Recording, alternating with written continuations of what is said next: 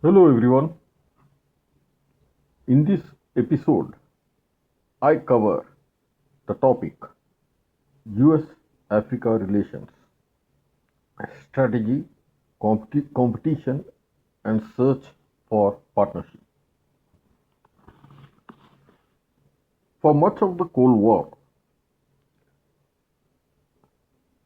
and the decades that followed, the relationship between United States and Africa moved in cycles of attention and neglect. Africa mattered during crisis, humanitarian emergencies, or security concerns, but rarely occupied the center for American global strategy. That reality is now changing. The United States increasingly views Africa not as peripheral region, but as a space where a future economic, technological, and geopolitical influence will be decided. The shift is driven less by charity and more by competition.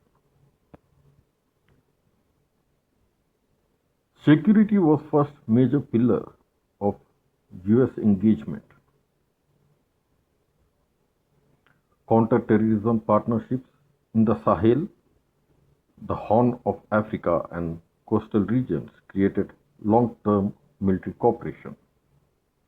Training missions, intelligence sharing, and limited troop presence became the practical expression of that relationship. Yet, security alone could not define influence. Military partnerships stabilize environments, but they rarely shape long term development trajectories. The economic dimension is now becoming more prominent. American policy emphasizes private investment, entrepreneurship, and institutional reform rather than state led mega projects.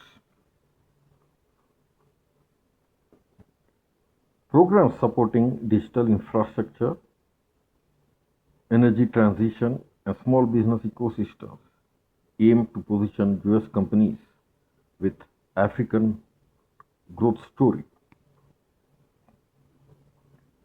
The strategy reflects a belief that durable influence comes from market integration rather than dependency. Technology has emerged as a critical frontier. Africa's digital leap, mobile banking, fintech ecosystems, and expanding connectivity aligns naturally with American strength in software and platforms. US firms see Africa as both a future consumer market and a testing ground for scalable innovation. Digital standards, data governance, and cybersecurity cooperation are becoming as important as traditional trade. But American engagement unfolds in an environment of visible competition. China's infrastructure footprint across Africa is extensive and highly visible. Ports, railways, and industrial parks create a physical presence that shapes perception. In contrast, the US approach often appears less tangible because it relies more on private capital and institutional frameworks. This difference is not merely stylistic, it reflects competing models of influence.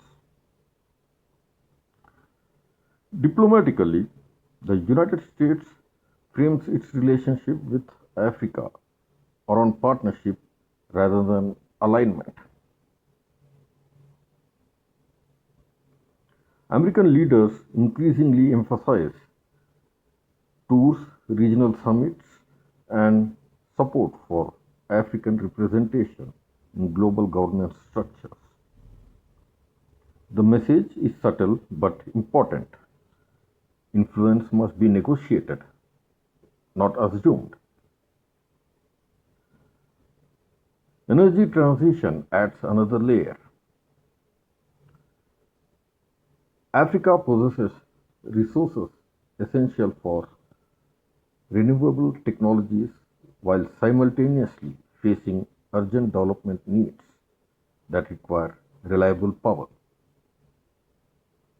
The United States navigates a delicate balance, encouraging clean energy pathways while acknowledging the continent's right to industrial growth. How this balance is managed will shape credibility. Migration, governance, and democratic institutions remain recurring themes. Washington often links economic cooperation with governance standards, arguing that transparency and stability attracts investment. Some African governments welcome this framing, others view it as conditional engagement. This tension illustrates the broader challenge of modern partnerships: influence without paternalism.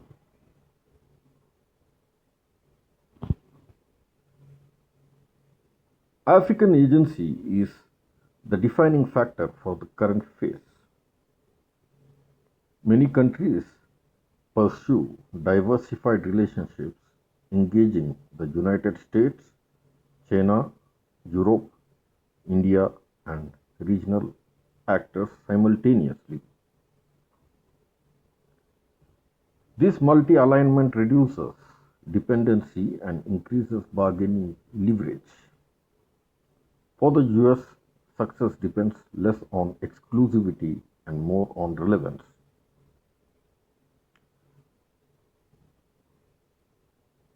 The strategic question is no longer whether the United States engages Africa, but how deeply it integrates Africa into its vision of the global order. If Africa becomes central to supply chain, climate strategy, digital governance, and diplomatic coalitions, then US Africa relations move from episodic cooperation to structural partnership. The future of this relationship will be shaped by visibility,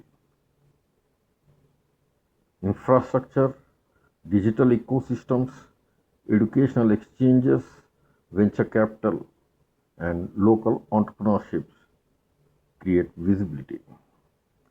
Influence is ultimately experienced on the ground, not announced in policy documents. The relationship, therefore, sits at an inflection point. It is moving from narratives towards strategic interdependence. The transition is complex, uneven, and sometimes misunderstood, but it reflects broader shift in global politics, where regions once seen as recipients are now partners in shaping outcomes. In that world,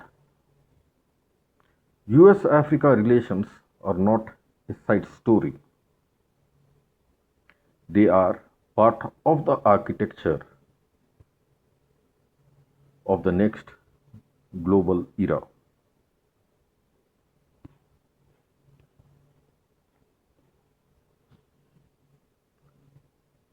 So that's our report on US Africa relations.